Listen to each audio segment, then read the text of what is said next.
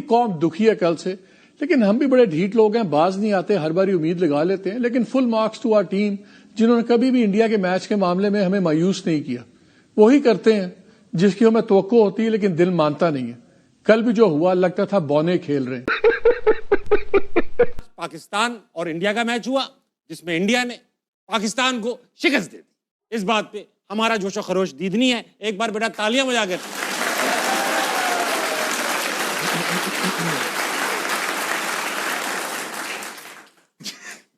ये इंडिया को हम दिखाना चाह रहे थे कि बेटा आपको लग रहा होगा हमें आदत है। तो मशहूर हाँ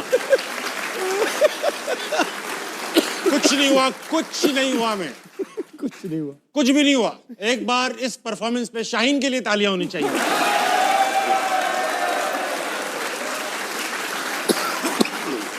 आला कारकर्दगी पे शादाब के लिए भी तालियां होनी चाहिए।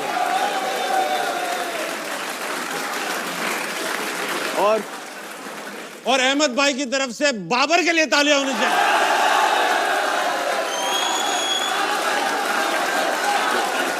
A few moments later. किसी एक रियल क्रिकेट फैन का क्या दर्द जानो, क्या तकलीफ जानो। मेरा पाकिस्तान आ रहा है यार, दुबई में भी मैं रोया यार, यहाँ पर भी अरे मुझे रुला दिया यार। अरे बाबर को बाहर निकाल भाई, पहले दुबई और अब तो हमारे मुल्क का प्लेयर है, आपको कुछ नहीं बोला। आप जीते हो ना, आपको बहुत बहुत मुबारकबाद हो, बहुत बहुत बधाई हो यार।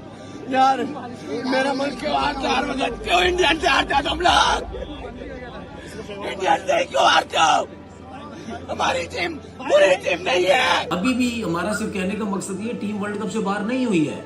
नमीबिया से आगे मैच है, थकी हुई टीम से मैच है, हल्की टीम से आप मारोगे, जीत जाओगे, आउट करोगे, रन करोगे, आ जाओगे, ठीक है। लेकिन बात ये है कि इंडिया से कब जीतोगे, ये हम कहते हैं कि इंडिया से जीतो, वो कब जीतोगे। I don't think we are compatible against India. India हमसे 50 साल की आगे क्रिकेट खेल रहा है, हम तकरीबन को 50 साल पुरानी क्रिकेट खेल रहे हैं, और इसमें कसूर सबका है, मेरा भी है, क्रिकेट बोर्ड का भी है, सारों का है। बैटिंग में अगर देखी जाए तो इंडियन बॉलर्स ने जो है ना वो एक्सपोज करती है पाकिस्तान की टॉप ऑर्डर बैटिंग लाइनअप को। जहां थोड़ा सा बॉल बाउंस, थोड़ा स्विंग हो रहा है, तो वहां हमारी बैट्समैनों की टांगे, टेक्निक वैगनिक सब आगे पीछे रह गई। और सबसे ज्यादा दुख पता है किस चीज का हो रहा है, कि पहले जो है ना एक राइवलरी होती थी, एक मुकाबला देखने को मिलता था, भारत के प्लेयरों के चेहरे के ऊपर प्रेशर देखने को मिलता था।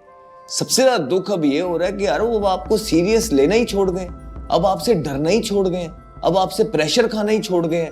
वो आते हैं, उनको पता है कि इन्होंने करना क्या है, वो प्लान पूरा होमवर्क करके आते हैं और ठक ठक ठक ठक ठक वो पड़ी रेत की दीवार के साथ उड़ाते हुए चले जाते हैं आपको। यार वो ऐसा नहीं था यार पाकिस्तान कभी भी, जो आप लोगों ने बना दिया।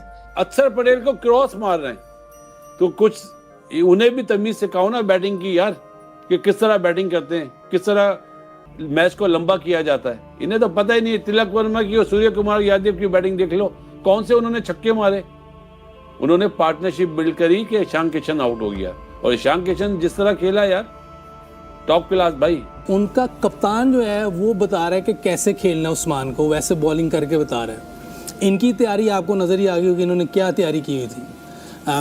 हल्की टीमों के खिलाफ तो बहुत अच्छे नजर आ रहे होते हैं, जैसे बड़ी टीम आती है इनकी कोई स्किल, कोई माइंडसेट, कोई चीज़ नज़र नहीं आ रही होती, ना कोई टेक्निक नज़र आती। माइंडसेट तो मेरा ख्याल है ही नहीं। लेकिन माइंडसेट पता कब बनता है सर? जब एक टेक्निक के साथ किसी स्किल को इम्प्रूव किया जाए, उस पर काम किया जाए, फिर आपका माइंड बताता है एक स्किल को कहाँ कैसे यूज़ करना है। यहाँ माइंड ही नहीं है, स्किल ही नहीं है, तो माइंड कहाँ से यूज़ करेंगे।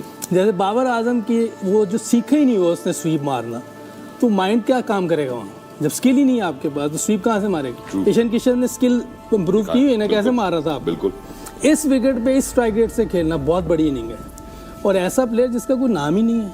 कोई कोहली खेलता, रोहित शर्मा खेलता, वो तो अभी नया प्लेयर है, वो ऐसे फेयरलेस क्रिकेट खेला है। तो हमारे प्लेयर्स मेरा ख्याल है कि माइनर टीमों के खिलाफ बहुत अच्छा खेलेंगे, लेकिन जैसी बड़ी टीम आ जाएगी, थोड़ी सी ट्रिकी विकेट आ जाएगी, तो ये नहीं खेल सकते। आप हारते हो सवेरा, आप हार जाते हो, लेकिन इस तरह तो कोई नहीं हारता ना, वन साइडेड तो नहीं हारता ना कोई। बिल्कुल मेरा पाकिस्तान की टीम है, मेरा मतलब है कि यार आप फाइट करो। अब हमने भी क्रिकेट खेली हुई है, हम भी बहुत दफा हारे हैं, लेकिन इस तरह मुझे तो नहीं याद आ रहा कि कभी हम इस तरीके से क्रिकेट खेले हो या इस तरह हारे हैं, लेकिन इस तरह नहीं हारे, फाइट की है हमने।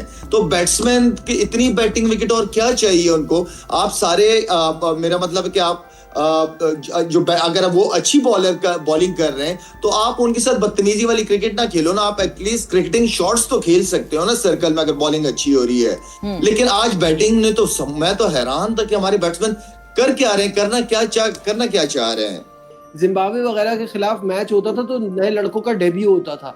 अब दूसरी टीम हमारे खिलाफ खेलती है तो वो अपने लड़कों को डेब्यू कराती है, अपने मेन प्लेयर्स को बिठाती है। यानी कि हम England, Australia, New Zealand, south Africa जैसी टीमों के लिए, इंडिया जैसी टीमों के लिए जिम्बाब्वे बांग्लादेश बन गए ना बासित भाई। यार सूर्या ने जो सबसे जोर से तमाचा मारा ना, जब उसने रिंकू को, तिलक वर्मा को बॉलिंग कराई है कि आप पाकिस्तान की क्रिकेट की ये वैल्यू है। सही बात। मैं बुमराह की, वरुण की, कुलदीप की, पांड्या की तो बात ही नहीं कर रहा कि लो तुम्हारी टीम की ये वैल्यू है। हमारी बैट्समैनशिप आप देखिए, आपने माशाल्लाह पावर प्ले में 4 आउट वो बना लेना अब जाके साहबजादा फरहान उनका पहले ओवर में अभिषेक आउट हुआ है, तो पावर प्ले कैसा खेला है उन्होंने। एक तो गलतियां होती हैं, हमने ब्लंडर्स मारे हैं। अगर आप इंडिया की बैटिंग, बॉलिंग, फील्डिंग देखें, डिजर्व करते हैं जीतना। और मेरे ख्याल में हमने आज, क्योंकि लीडर जो होता है टीम को लीड करता है, आज डिसीजंस जो थे उसके पहले ओवर के अलावा बाकी डिसीजंस मुझे उसके बिल्कुल भी समझ नहीं आए। कि आप 10 ओवर तक हमारा जो ट्रम्प बॉलर था, जो बिल्कुल जिसको हमने छुपा के रखा हुआ था, किस लिए रखा हुआ था, एटलीस्ट उसे 1-2 ओवर करा लेते जहाँ पे रन आए जा रहे थे। उस्मान की बात कर रहा हूँ। तो मेरे ख्याल में वहां पे वो डिसीजन ना लेना, वहां काफी मैं समझता हूँ कि गंदी कप्तानी हुई है। आमिर भाई आपसे पूछूंगा, आप टॉस जीतकर आज हमने बॉलिंग का फैसला किया, इतना इंपॉर्टेंट टॉस था, क्या ये बॉलिंग का फैसला ठीक था? मतलब ऑब्वियस था कि हम आप तीनों ने यूनानिमसली कहा था बैटिंग करना। 2 दिन से कह रहा हूँ, अहमद ने भी यही कहा, राशिद भाई ने भी यही कहा कि हमारी स्ट्रेंथ ही बॉलिंग है। हाँ। जो आपकी स्ट्रेंथ होती है आप उसको अंडर प्रेशर करते हो, आप अपनी वीकनेस को नहीं करते। आप बल्कि दूर जाए ना, हिस्ट्री में जाए ना, कि हमारी हिस्ट्री है कि हम चेज अच्छा नहीं करते। इसी टूर्नामेंट में अच्छी विकेट पे आप 145, 148 नहीं कर पा रहे और एक वीकर साइड के अगेंस्ट। तो आप एक बड़ी टीम के अगेंस्ट एक बड़े मैच में ये फैसला कैसे कर सकते हैं? सूर्या से सवाल हुआ तो उसने कहा हम तो चाह ही रहे थे कि हमने बैटिंग करनी। ठीक, फिर उसके बाद ये सारा जो सर्कल है ना, सारा ही खराब है। वो टीम जीत ही नहीं सकती जहां पे सारा सिस्टम, प्लेयर्स ऊपर नीचे। फखर जमान बाहर बैठा हुआ परफॉर्म नहीं कर रहा, चलो फखर नहीं कर रहा, लेकिन पिछले 3 साल से वो नंबर 4 पे खेल रहा है। वर्ल्ड कप 2021-22 वाला भी वो नंबर 4 पे खेला, बीच में उसकी कुछ इनिंग्सें लगी। जो बाबर है वो ओपनर भी परफॉर्म नहीं कर रहा था, नंबर 3 पे भी नहीं कर रहा था। फखर बाहर बैठा हुआ 4 पे बाबर खेल रहा है। क्यों खेल रहा है जब उसका वो नंबर ही नहीं है? फिर जिस लड़के को आपने उसका नंबर खत्म करवाया एज अ ओपनर फखर जमान से, उसको कहा कि आप 4 पे खेलो, वो क्यों नहीं खेल रहा? फिर बाबर क्यों खेल रहा है? फिर दूसरा सबसे बड़ा ब्लंडर, मैं कब से कह रहा हूं कि सलमान मिर्जा आपका इनफॉर्म बॉलर था। पहले मैच से क्या, वो जितनी सीरीज में जितना उसको मौका मिला है उस लड़के ने परफॉर्म किया है। शहीन शाह इस वर्ल्ड कप में नहीं, बहुत से पहले से वो इंपैक्टफुल परफॉर्मेंसेस नहीं दे रहे। आप उसके सारे, नो डिसरिस्पेक्ट, वो बहुत अच्छा बॉलर है, उसमें पोटेंशियल नजर आता है, लेकिन end of the day performance matter करती है, राइट? उसके सारे आईसीसी के इवेंट्स निकाल दें सिवाय 2021 वाले के जो उसने इंपैक्ट डाला था, उसके अलावा कोई भी आईसीसी इवेंट्स में शहीन शाह की परफॉर्मेंस, इंपैक्टफुल परफॉर्मेंस निकाल के मुझे दिखा दे, मैं मान जाऊंगा आप ठीक करवा रहे हैं उसको। तो जब आपका सारा प्लेयर का सिस्टम ऊपर नीचे है ना, तो आपका राइट कॉम्बिनेशन नहीं बनता। तो जब राइट कॉम्बिनेशन नहीं बनेगा, आपकी टीम कभी परफॉर्म नहीं कर सकती। फिर मैं आता हूँ फहीम पे। फहीम फील्डिंग ऑलराउंडर बनाया हुआ है आपने, ना आप उससे बॉलिंग करवाते हैं ना आप उससे बैटिंग करवाते हैं, राइट? तो वो क्यों खेल रहे हैं? जब वो बॉलिंग नहीं कर रहा फिर आप फखर को खिला लें। जब आपको पता कि आपकी बैटिंग जो है वो वीकर है, फिर आगे बैट्समैन एक्स्ट्रा कर लें, फिर वो खेले ना।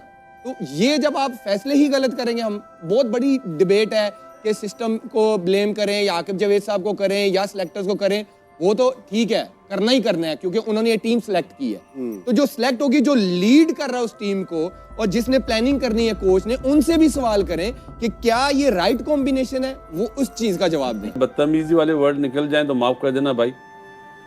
जिन जाहिलों को ये नहीं पता कि इस जगह पे 3 मैच हुए हैं, तीनों पहले बारी लेने वाले जीते हैं। जिम्बाब्वे वाला मैच इनके सामने उसी पिच पे मैच हो रहा है और टॉस जीत के बॉलिंग कर रहे हैं और क्या कहते हैं हमारा स्पिन डिपार्टमेंट बहुत अच्छा है। तो अबे जो अच्छी चीज है वो बाद में करो ना उल्लू। किसने बोला पहले बॉलिंग करो? और उसपे भी पहले ही ओवर में अभिषेक जैसा प्लेयर आउट हो जाता है, वो भी सलमान अली आगा से।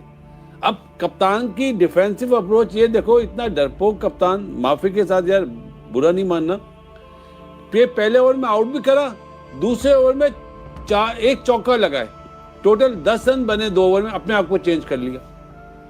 और जो उस्मान तारिक का जो हवा था उसको तो बिल्कुल ही सुला दिया ना बाद में बॉलिंग करा के। पता नहीं कहाँ बच्चों वाली क्रिकेट खेलते हैं यार। मैंने तो आज और कामी ने हमने यही बात करी ना टीवी पे कि हार जाओ, आपकी टीम इतनी अच्छी नहीं है। हमें भी यही उम्मीद थी कि आप जीत नहीं सकते, बारिश हो जाए ज्यादा अच्छा है, एक पॉइंट तो मिलेगा। अब अगले मैच की टेंशन तो नहीं होगी ना कि नामीबिया वाला मैच इंपॉर्टेंट हो गया। तो जिन जाहिलों को ये नहीं पता कि इधर पहले बॉलिंग करनी चाहिए या बैटिंग करनी चाहिए, वो पाकिस्तान के हेड कोच बने हुए। दोस्तों, भारत ने पाकिस्तान को बुरी तरीके से हराया। वहीं पाकिस्तान के पूर्व खिलाड़ियों का कहना है कि भारत जो है 50 साल पहले क्रिकेट खेल रहा है, हमसे जो 50 साल आगे की क्रिकेट खेल रहा है। और ये कहा है वहाँ के पूर्व कैप्टन, पूर्व तेज गेंदबाज शोएब अख्तर ने, जो कि काफ़ी तेज गेंदबाज थे। उनका मानना है कि भारत जो है हमसे 50 साल आगे की क्रिकेट खेल रहा है। और दोस्तों क्या कहा जाए यार, कम से कम 9-1 की राइवलरी है। यानी कि सूर्य कुमार यादव ने सही कहा था कि there is no rivalry between India and Pakistan. तो आप लगा सकते हो अंदाज़ा कि पाकिस्तान किस प्रकार की क्रिकेट खेल रहा है। वहाँ के जो एक्स प्लेयर है उनका मानना है कि हमें जो है भारतीय टीम के अंदर कोई की आंखों में कोई दबदबाव महसूस ही नहीं होता पाकिस्तान का। एक होती कि राइवलरी होती है कि जब दो टीमें आपस में भिड़ती है तो थोड़ा बहुत प्रेशर भी होता है, माइंड सेट भी होता है, स्किल्स भी होती है। लेकिन पाकिस्तान की टीम में कुछ भी नहीं है। वो कोई भी, यानी कि देखा जाए तो कोई स्किल्स नहीं है, कोई माइंड सेट नहीं है। और अभी आपने सुना होगा कि यूसुफ, वहाँ के जो पूर्व प्लेयर है, उनका मानना है कि पाकिस्तान की टीम के पास जो है कोई स्किल्स, कोई माइंड सेट हमें दिखा नहीं मैच में। और वहाँ की जो बॉलर थे उस्मान तारिक, जो कि एक डिफरेंट एक्शन के साथ जो है टीम में आए हैं। और उनका यूज़ भी, यानी कि सलमान आगा जो कि पाकिस्तान के कैप्टन है, उन्होंने 11वें ओवर में जब लगभग 10 के हिसाब से रन रेट चला गया था, उसके बाद उनका जो है यूटिलाइज उन्हें किया गया। और उनका भी जो है कुछ खास वो कर नहीं पाए। 6 की इकोनॉमी से उन्होंने भी उनका ओवर गए 24 की इकोनॉमी से उन्होंने रन दिए। और हालांकि एक विकेट सूर्य कुमार यादव के रूप में उनको जरूर मिला वो भी क्योंकि पिच बहुत स्लो है और काफ़ी बड़ी पिच भी है।